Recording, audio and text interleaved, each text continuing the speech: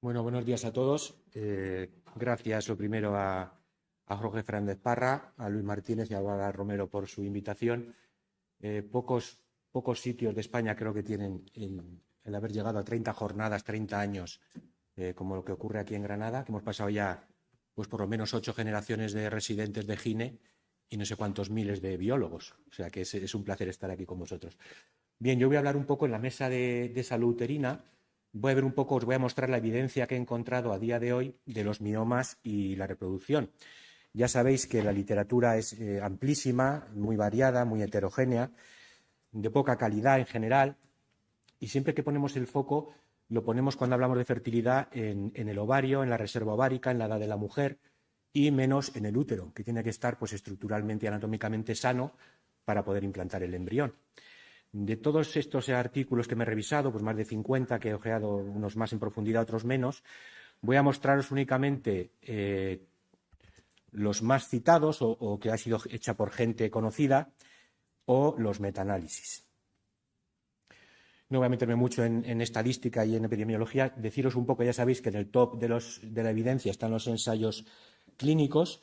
Por desgracia, nuestro tema de adenomiosis, como ha dicho Rocío, o en miomas y fertilidad, son prácticamente nulos o muy escasos. Tiene muchos problemas éticos y de reclutamiento, una evidencia limitada en este tema. Y como veis ahí en el tercer punto, lo que más obtenemos en miomas y fertilidad son estudios observacionales. Son de casos y controles, prospectivos, retrospectivos, reflejan la práctica real, pero no tienen tanta potencia como los ensayos clínicos. Y los metaanálisis y revisiones sistemáticas, que lo utilizamos mucho y somos todos mucho de metaanálisis, yo también, pues ya sabéis que el metaanálisis aumenta la potencia estadística, corrige el sesgo de los estudios, pero lo amplifica también de los estudios que participan en ese metaanálisis.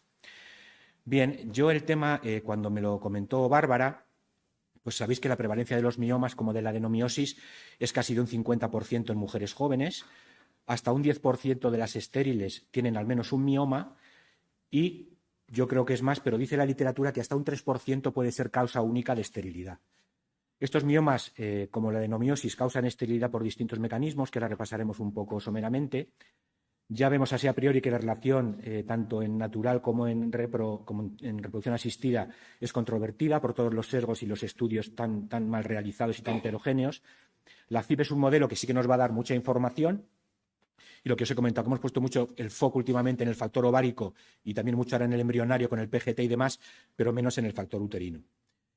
Vamos a ver un poco durante la charla, en la evidencia que os voy a mostrar, cuál es el impacto de los miomas en reproducción natural y asistida, qué importancia tienen los miomas submucosos, que hay más evidencia, y la deformación de la cavidad uterina, qué importancia tienen los miomas intramurales por sí mismos y en los resultados reproductivos, qué valor tiene la cirugía, no me meteré mucho en los tipos de cirugía, pero sí qué valor tiene la cirugía excisional en los resultados de TRA, y si estamos trabajando todavía por evidencia o por creencias. No voy a hablar mucho, que aunque os mostraré algunas guías, en las complicaciones obstétricas, resultados perinatales, tratamiento sintomático de los miomas, que eso fue ayer, de eso no vamos a hablar. Este va a ser un poco el índice de los miomas y orientado a fertilidad, la clasificación, el impacto en repro natural, el impacto en repro asistida, una propuesta de algoritmo de lo que he visto más lo que hemos aprendido, lo que vamos a aprender en esta charla y luego unas conclusiones. Yo creo que esto, bueno, ayer también se mostró muchas veces la clasificación, creo que es una de las diapos más importantes porque los propios autores ya nos dicen que la utilizamos mal. Es la clasificación del 2011, que la hizo Munro en la FIGO, y es una clasificación de los miomas por su localización y orientado también un poco a fertilidad. Todo lo que sea antes del 2011, pues no utiliza esta clasificación. Entonces eran pues subserosos, intramurales y submucosos. A partir del 2011, que es una clasificación pues más detallada, veis ahí, ya conocéis que los 0, 1 y 2 son los submucosos, que afectan a la cavidad y tienen diferentes alteraciones o penetración en el miometrio. Los 3 y 4 son los intramurales, los 5, 6, 7 son los subserosos con más o menos componente miometrial y los 8 pues son otros como los que están a nivel cervical. Y luego ahí abajo tenéis los híbridos o transmurales, que también tienen su miga, yo los considero submucosos, porque bueno, ahí veis los que tienen dos números, ¿no? Del 2 al 5, por ejemplo. El primer número indica la parte que contacta con el endometrio y en el segundo con la serosa. Para que no esté tan acostumbrado a la clasificación, pues lo pondré en varias diapositivas el dibujo, porque yo creo que es básico saber de qué mioma estamos hablando y cómo vamos a enfocarlo. Vamos a ver sobre todo, otra frase que me gusta mucho, que es, lo dicen en todos los artículos, si es un mioma incidental o casual o un hallazgo casual o es algo que va a ser relevante para la repro. Aquí veis un poco, también os he sacado otro artículo, pues los diferentes mecanismos o las hipótesis de actuación de las causas de los miomas y la fertilidad. Son muchas, empezando por abajo, pues la más clásica que se habló ayer, pues la disfunción sexual, menos relaciones por sangrado y dolor, pues patología inflamatoria en el útero, cambios moleculares y de receptividad endometrial en el endometrio por los miomas, muy clásico ahora la vascularización aberrante en la angiogénesis, bloqueo incluso de los miomas, que a veces no lo pensamos, un bloqueo tubárico simplemente por contacto con las trompas, el aumento de peristalsis, que también nuestra compañera Belén Moliner está mucho en este campo y que cada vez hay más evidencia, incluso también la microbioma vaginal y uterina puede cambiar según los miomas. Bien, ya centrándonos un poco en el campo de los miomas y la fertilidad natural, ya veis que os voy a enseñar que la literatura es muy amplia, muy heterogénea, no muy uniforme, y habla un poco de la evidencia en la tasa de embarazo y nacido vivo, la diferencia entre mujeres con y sin antecedentes de esterilidad y los diferentes factores que hablaremos en los dos tipos de concepción, como el tamaño, la localización, la vascularización y la distorsión de la cavidad. Voy a poner varios artículos, intentaré no ser muy pesado, los he hecho muy cortitos y he puesto un poco las fotos de los autores, los que he podido encontrar, porque algunos son muy conocidos. Por ejemplo, fijaros este de Buletti, que es un italiano del año 99, ya del siglo XX, pues es casi el más citado de la literatura. Fijaros que es un artículo solo con una N de 300 y es un prospectivo randomizado que él dice que las pacientes sin miomas tienen más tasa de nacido vivo significativamente que las con miomas en 5 años. Pues una conclusión sencilla, un estudio prospectivo, y es el más citado de la literatura. Y que las pacientes con estos miomas que se operan por laparoscopia tienen mayor tasa de nacido vivo que las no operadas. O sea que él concluye que los miomas en general, año 99, sí se relacionan con menor fertilidad natural. Y luego también he sacado, este es de su propio artículo, estos son los miomas que él analiza. Fijaros, estamos hablando del 2011, 2018 hacia adelante, y este es del año 99. O sea que serían, según nuestra clasificación, pues los 7, 8 y 5. Quitando el 5, quizá el 7 y 8 eran los menos importantes para nosotros, ¿no? Iremos viendo. Aquí os traigo también a Pritz, que es una americana de esta mujer que sí que publica muchísimo, ha hecho 3 metaanálisis, en el 2001, 2009 y 2024. Fijaros, vamos a ir viendo un poco cómo evoluciona su propia evidencia, y ya dice en el 2001, en este metaanálisis de 11 estudios, antes del 2011, que las mujeres con esterilidad y miomas que afectan a la cavidad, es decir, los submucosos, sí que hay peores resultados en fertilidad natural, que la resección de estos miomas parece que mejora los resultados, y dice que los intramurales y los subserosos, o sea, del 3 hacia arriba, no parece que afectan y no tienen que ser intervenidos. Esto es su primera conclusión hace ya muchos años. Os traigo también aquí a Somigliana, que es un italiano también muy citado. Este hombre, bueno, va a hacer luego algún metaanálisis. En una revisión que hace de 17 estudios, dice que lo que pensábamos antes, que la relación es controvertida. Parece que puede existir relación porque él también, a pesar de su baja calidad de su estudio, que la cirugía del mioma sí que aumenta en la gestación espontánea. Es decir, 1 de cada 2 se le quedan embarazadas a este hombre tras operarlas. Pero él mismo reconoce que hay que ver diferentes edades, localización, tamaño, en fin, muchísimas limitaciones metodológicas y sobre todo antes del 2011. Entonces no está utilizando la clasificación que deberíamos utilizar. Y mezcla además algunas cosas de natural y asistida, o sea que simplemente para que conozcáis que es muy citado. Más tarde, ya del 2001 fue su primer metaanálisis, en el 2009, otra vez Pritz, americana, hace otra revisión y otro metaanálisis ya con 23 estudios, y todavía antes del 2011, y se pregunta si los miomas reducen la fertilidad natural y si el tratamiento quirúrgico lo mejora. Pues ella dice, como había dicho en el 2001, los submucosos claramente parece que hay peores resultados y que la cirugía mejora. Los intramurales, yo he puesto en esta época, pues supongo que serían los 3 y 4, porque no estaba la clasificación. Antes decía que no afectan, ya dice que podrían tener peores resultados, no hay estudios sobre la cirugía. Y ya dice que los ulcerosos, 5, 6, 7, no interfieren. O sea, ya cambió un poco la evidencia y ya los intramurales ya podrían. Y un poquito después, ya en el 21, Somigliana, después de su revisión, hace ya un metaanálisis con 11 estudios. Y fijaros que en sus 11 estudios, 8 sugieren que no demuestran una asociación o una tendencia entre miomas y fertilidad natural. Son heterogéneos, hay que afinar otra vez el número, en tamaño, etcétera, y la relación sigue siendo controvertida con cierta tendencia, aunque hay muchos factores de confusión. Y mismamente, aunque es 2021, fijaros que de sus 11 estudios, 4 son solo con la clasificación FIGO y 7, pues fijaros, está el de Buletti del 99, 2001, o sea, son todos antiguos. Y este último de Priz que os traigo ya hizo el del 1, ahora el del 9, y ahora es el de 2024, que es el más reciente que tiene. Presenta ya 13 estudios con más de 4.000 pacientes. Aunque es del 2024, 8 artículos de los 13 siguen siendo de antes del 2011. ¿Y cómo ha variado su evidencia? Pues sigue diciendo los submucosos lo mismo, 0, 1 y 2, menor fertilidad, la cirugía mejora los resultados. Los intramurales ya habla de 3 y 4 en los estudios que ha podido apreciarlo, sí que tienen menor fertilidad en su metaanálisis, incluso los tipo 3, aunque sean de pequeño tamaño, tan pequeños como menos de 3 centímetros. Pero la cirugía no va a mejorar estos resultados en este tipo de miomas. Siguen siendo estudios retrospectivos y de baja moderada calidad. Es también de las primeras que empieza a hablar, lo que ha comentado un poco Rocío, pues una cosa muy importante, lo de la zona de unión endomiometrial, pues ya nos recuerda que los miomas que surgen de la parte yuxtaendometrial, ahí de arriba, va a dar los submucosos, y los miomas que se desarrollan del miometrio medio y del miometrio externo van a dar los intramurales puros y los subserosos. Ya dice en su artículo que es muy largo, pues que son diferentes tipos de miomas, diferentes receptores para estrógenos y progesterona, diferente comportamiento, o sea que son cosas distintas. Os traigo aquí este estudio de Favilli, que también es un italiano que publica mucho. Este hombre trae una cosa nueva, que es un poco lo que al final de la charla podemos ver. Él habla de un ratio, de un volumen, de una masa miometrial en comparación con la masa uterina, y habla que los miomas 3 y 4, 5 y estrictos con esta clasificación de la FIGO, si tienen un volumen mayor de un ratio, no tengo el puntero, habéis visto que hace un ratio con unas curvas de Rock y unas fórmulas matemáticas, si hacemos cirugía en estos miomas con más de un 53,4% de ratio, se mejora la fertilidad tanto en espontánea como en TRA. Cada ratio, tiene unas tablas, implica una determinada capacidad predictiva para embarazo clínico y nacido vivo. Y dice que es una herramienta sencilla de seleccionar qué miomas operar, según eso, según la masa miometrial, volumen uterino. Y él en su estudio, aunque es un estudio pequeño de 100 y pico mujeres, pues los miomas intramurales sí que claramente les salen implicados en la esterilidad y que a mayor tamaño, mayor capacidad predictiva tendremos y mejores resultados tras la cirugía. Este último de esta primera parte de la charla os traigo de Zike, que es una canadiense, también publica mucho.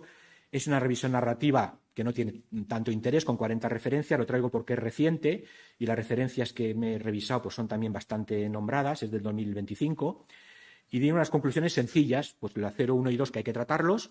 Hablan ya también sobre todo del time to pregnancy y los resultados de TRA, menos transferencias para conseguir el embarazo. Del 3 hacia arriba es controvertido, no hay tanta evidencia. Y el impacto, pues eso, que se debe mucho a la localización y el tamaño, pero muchos otros mecanismos bioquímicos y moleculares, como os he puesto en las primeras diapositivas, en cuanto a la causa-efecto. Y sí que dice que los miomas intramurales deben estar implicados en la esterilidad. Esta la vi el otro día, que es de la ASRM, es lo último que he encontrado del 2017, que hace con 88 estudios de buena calidad, pues hace una guía, que es la que está vigente ahora en la sociedad americana, en cuanto a la asociación de miomas y fertilidad natural y asistida, mezcla un poco los dos conceptos, y si luego la cirugía de estos miomas mejora la tasa de resultados y reduce los abortos. ¿Y ellos qué recomiendan? Pues que los 0, 1, 2 y 3, ya toma los submucosos y luego el intramural tipo 3, la cirugía se puede valorar para mejorar la tasa de embarazo, dice evidencia límite o limitada o justa, y el resto no recomendada, solo en algunos casos a nivel mecánico, para recoger ovocitos y demás, y evidencia insuficiente, o sea, solo los submucosos y el tipo 3, que luego hablaremos un poco más de él. Pero claro, él dice que mejora con evidencia limitada la tasa de embarazo, pero se refiere solo a embarazo clínico. Ya sabéis que tenemos que hablar de recién nacido vivo. El embarazo clínico, pues bueno, no es un ítem tan importante. En esta parte de la charla, pues bueno, voy a mostraros, ya conocéis la guía que tenemos en vigor en la SEF, que es del 2021. No ha vuelto a haber una revisión posterior. Hablé el otro día con José Antonio Domínguez, que es uno de los que ha colaborado en el grupo. No han hecho otra revisión, lo coordinó María Carrera. Esos son los autores conocidos que le han ayudado a desarrollar la guía. Sí he visto esta del otro día, que salió, también lo comentaron ayer, del 2025, que es del manejo sintomático de los miomas. Esta guía es de la SEGO, que no es de nuestra SEF, es de la SEGO, y de las 45 bibliografía que muestra al final, solo 3 son posteriores a la nuestra y encima se dedican sobre todo al tratamiento sintomático, no tanto a la fertilidad. Entonces, seguiremos utilizando de momento las conclusiones de la guía nuestra de la sociedad. Y como esta parte de la charla, la pregunta que se hacen en la guía, ¿las pacientes con miomas uterinos de cualquier tamaño y localización ven reducida su fertilidad en comparación con las pacientes sin miomas? Pues la guía dice que debemos informarlas de que sí, se ha descrito que estos miomas reducen la probabilidad de nacido vivo por gestación natural. Aunque lo he comentado, fijaros, el nivel de la evidencia muy bajo y el grado de recomendación débil. Hay muchas hipótesis de cómo funciona, pero pruebas clínicas en los estudios son escasas. Bien, unas palabras también, si ya en el campo de la reproducción natural es complejo, pues la cosa ya en la reproducción asistida se complica todavía un poco más. Cuando he revisado esto en relación con FIB, pues he visto un poco de qué habla la literatura o qué compara cuando hablamos de miomas y FIB. Pues compara pacientes con miomas submucosos, intramurales y subserosos versus mujeres sin miomas, y luego los submucosos con otro tipo de miomas o mujeres sin miomas. Y los ítems o los indicadores que usa, pues lo que os he comentado, no todos utilizan el nacido vivo, que es lo más importante, y hablan de implantación, gestación clínica, gestación evolutiva, bueno, que eso no es tan importante para nosotros, es mejor el recién nacido vivo. Recordaros un poco lo que os he comentado, que ensayos clínicos son escasos, yo diría que nulos en este tema, y sobre todo tenemos observacionales. Bien, ya veis aquí os he puesto que los miomas 0, 1 y 2 sí que hay más evidencia más consistente de lo que afectan y su cirugía mejora. Diapo de Luis Alonso de las que poner, pues todos nos hemos encontrado con esto alguna vez, y aunque no leamos muchos metaanálisis, parece que eso no es lo mismo que tenerlo que no tenerlo. Luego ya los miomas tipo 4, que es el intramural puro, y el 5 y el 6, que son los subserosos con algo de componente miometrial, vamos a ver un poco la evolución de la evidencia en 2 metaanálisis que os voy a poner.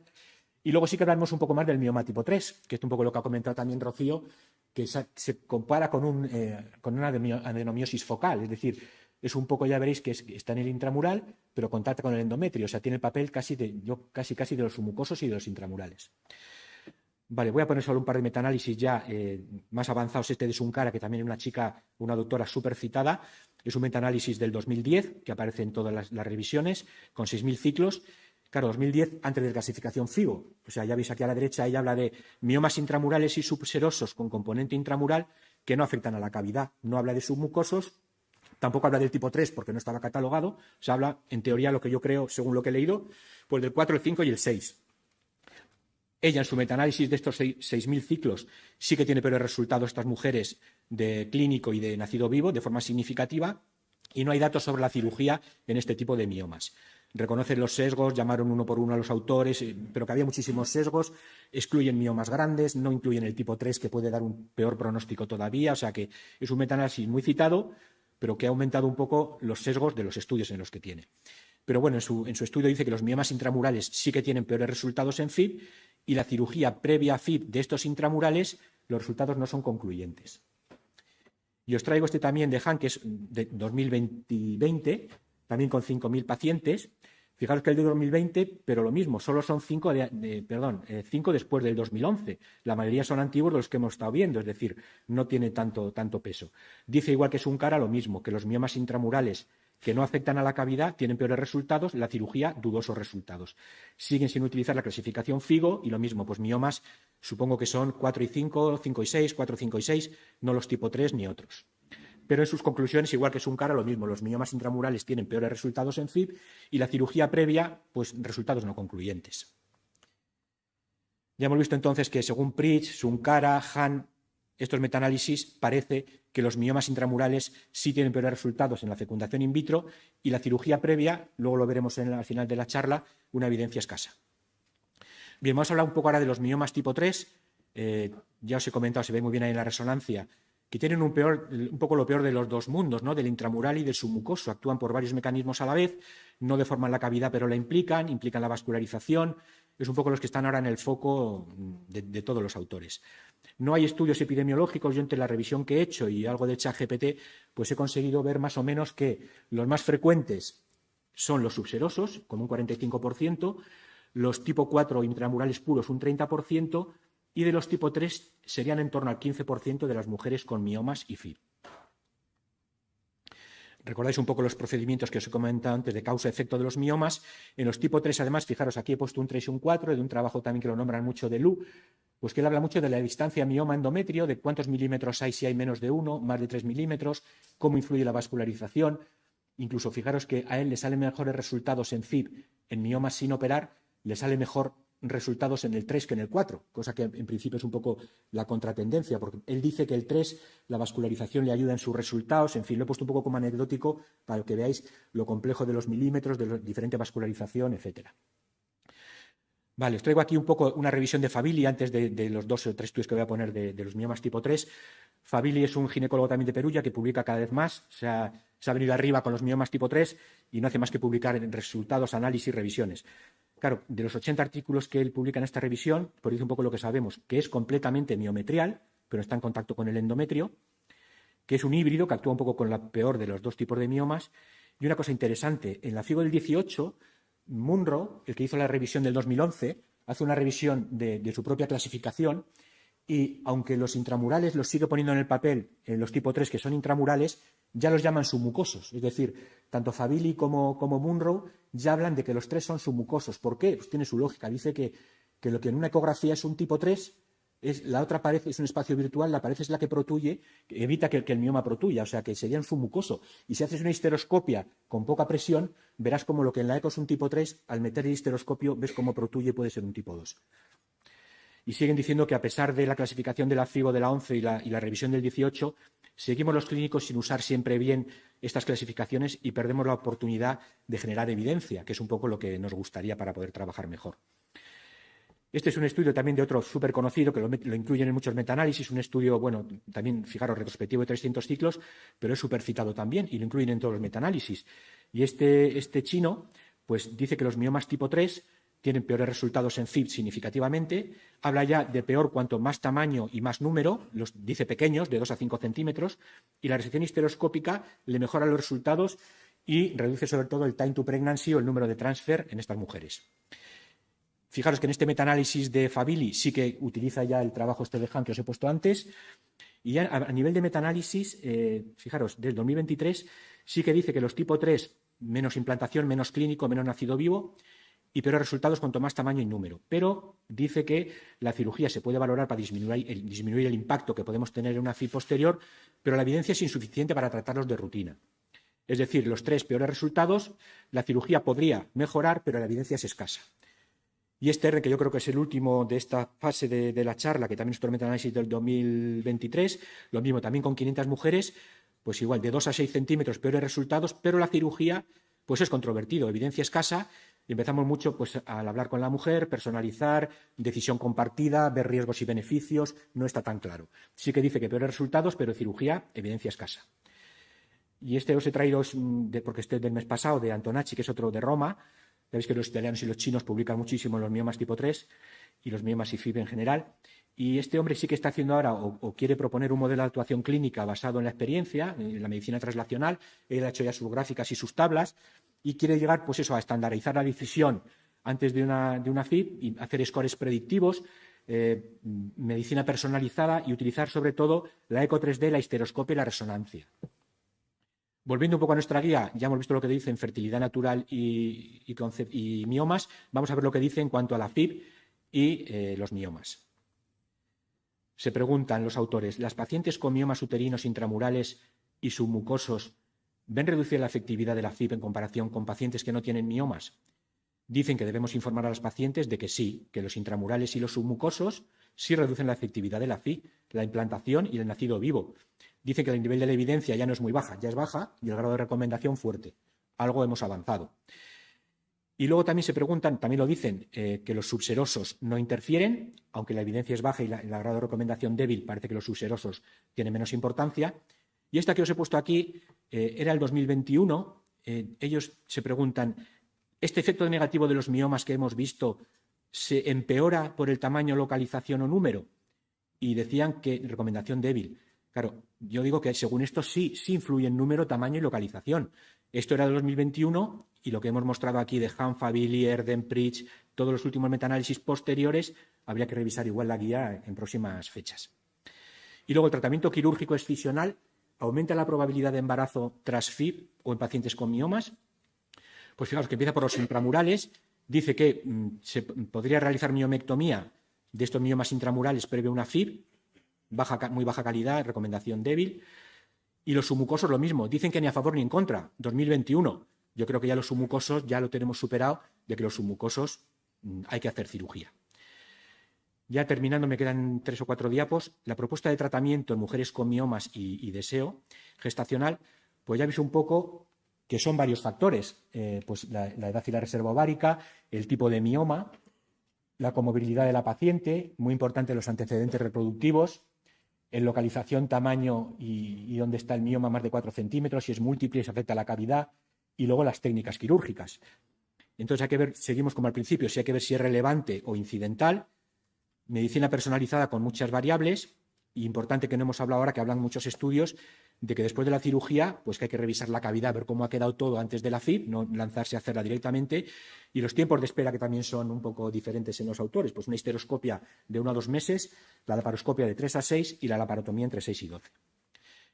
Entonces el algoritmo, pues yo un poco, según la guía que os hemos mostrado, la primera del 2021 nuestra, la de la SEGO, y lo que hemos visto en esta revisión, pues quedaría un poco una cosa así. Los miomas tipo 0, 1 y 2 de la FIGO, parece que hay que hacer histeroscopia. Los 6 y 7, es decir, los userosos con poco componente intramural y los userosos pediculados, pues viendo la evidencia y los riesgos, no hacer cirugía en principio. Y el problema o el meollo, pues como siempre, están en los 3, 4 y 5. Y va a depender un poco del tamaño. Yo os muestro un poco la evidencia y no es solo lo que hay, lo podemos discutirlo. Se ha puesto el punto de corte en 4 centímetros, los de 2, menos de 2 parece que no, más de 5, 6, han puesto en 4 el criterio de corte. Si es menos de 4, pues en principio, viendo todo lo demás, se podría ver evidencia y riesgo sin hacer cirugía. Y si es más de 4, no sabemos cuánto, 5, 6, 7, 8, pues bien se puede hacer una cirugía no histeroscópica. Aquí es donde entra un poco, a veces reducir tamaño o mejorar anemia, etcétera, por los agonistas y los antagonistas. Ayer no quedó claro que los antagonistas en 3 meses hayan ya sustituido a los agonistas. Y según eso, pues ya se puede hacer una histeroscopia o la cirugía resectiva. La cirugía por la laparoscopia es la elección, la laparotomía según el número y el tamaño, casos seleccionados, como dijo ayer Ángel Santalla, la ablación, que parece que cada vez va mejor.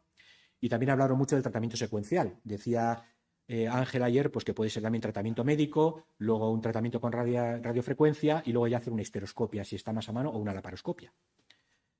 Y he puesto aquí también esta diapo, que es un poco, aunque yo los considero también submucosos, pues bueno, ya veis ahí los híbridos, pues estos son los más complejos. Hay que ver un poco la distancia del endometrio, al miometrio residual que queda, el volumen del componente que es intracavitario submucoso, cuántos hay, la historia reproductiva, en fin, es más complejo todavía. Y lo que se hace por histeroscopia en varios tiempos, la laparoscopia, histeroscopia, laparoscopia, la laparotomía o secuencial. Esto, como digo siempre, en las clínicas o en los hospitales públicos, pues bueno, hablar con los equipos, cada uno tiene un perfil y entre todos pues llegar un poco a la mejor conclusión para la paciente. Como conclusiones finales, pues no todos los miomas afectan a la fertilidad, no todos los miomas tienen que operarse antes de reproducción asistida, la localización parece más importante que el tamaño, hay que basarse en la evidencia y no en creencias, y hay que personalizar mucho los tratamientos y ver el contexto global de la paciente. Y esta es la última. No todos los miomas son iguales, hay que pasar una clasificación, aparte de anatómica, también funcional. El mioma puede alterar la receptividad más allá del efecto mecánico, como hemos visto, por la zona de unión endomiometrial. El reto actual no es operar más, sino operar mejor. Dicen muchos artículos que por qué unos centros operan todo y otros centros no operan nada. Yo creo que en el término medio, y viendo un poco esto, pues se puede ajustar un poco más. Y luego, pues bueno, yo soy un poco cada vez más partidario de la IA. Hay mucha gente que no le gusta o que ni la consulta. Yo creo que sí que puede aportar ayuda a la toma de decisiones. Y como decía Antonacci, pues está buscando marcadores predictivos personalizados. Es decir, los miomas es un tema muy multivariable y se pueden hacer calculadoras y scores. Como podemos discutir luego en la mesa, si por ejemplo al año, imaginaros que operamos, pues no sé, yo en mi centro, pues 5 miomas tipo 3 en un año. Fijaros la Big Data con muchos, si te dicen por ejemplo que han operado 160.000 miomas tipo 3, y tú le metes 38 años, 2 obodón fallidos, mioma tipo 3, histeroscopia nula, tal, ¿qué haría? Y la IA no es que te diga lo que va a pasar, sino que te da una ayuda a la toma de decisiones. Igual te dice, esta mujer, aunque lo operes, solo gestan el 10%. Bueno, pues te da una ayuda. O al revés, te dice, mira, el 95% se quedan embarazadas y solo abortan el 2%. Es una ayuda a la toma de decisiones, no es que haya que hacer eso. Pero claro, me aporta datos de Málaga, de Madrid, de Galicia, de Europa, que yo en mi centro pues no tengo tanta N. Entonces, bueno, siempre es bueno consultarlo por lo menos. Y nada más, muchas gracias.